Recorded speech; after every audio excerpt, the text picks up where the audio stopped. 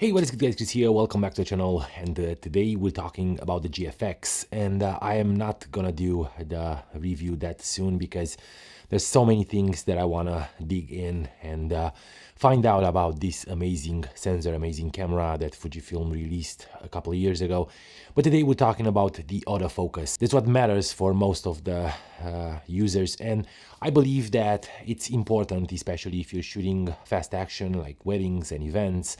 If you are not especially into portraits and commercial photography, product shot, because that what matters for all of us, especially when we're moving around, to have a very reliable, fast autofocus, no matter what situation are we in. Today I'm going to show you how the GFX 50R reacts in low light. I'm going to shoot in the studio right here with just a diffused window light that probably gives me around a let's say 800 to 1000 ISO at probably 1/20th of a second, something like that. I don't care about how the camera reacts in plenty of light in daylight.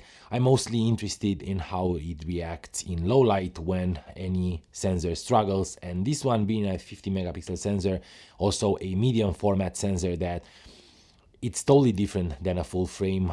It's a little bit slower, the lenses are a bit slower. We're testing it with the 50mm F3.5, which for me, it's an amazing lens for all kinds of purposes. It's around 40 millimeters in full frame. So pretty much a street photography, carry with you all day, all around lens. And yeah, let's get into it. And I'm gonna tell you my conclusions after this.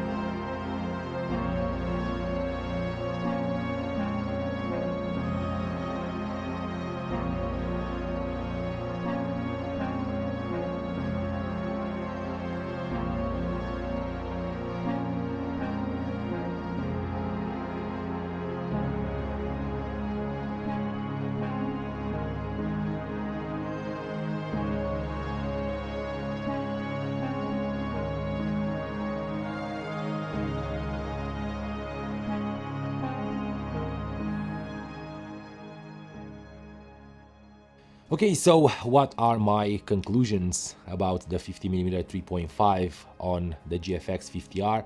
Well, it's pretty acceptable. It's not fast at all. You can say that you will be able to shoot fast action, especially if you're shooting in a situations like the one that I presented to you, when there is a little bit of low light and you have to slow down and lower your shutter speed, as well as shoot wide open at 3.5.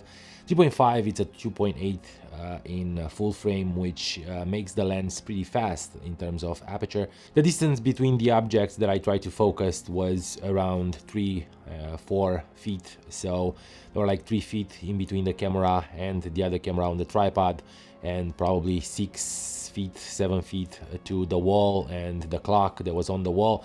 I tried to, you know, find a situation when it's not extremely demanding, but not easy for the camera to autofocus.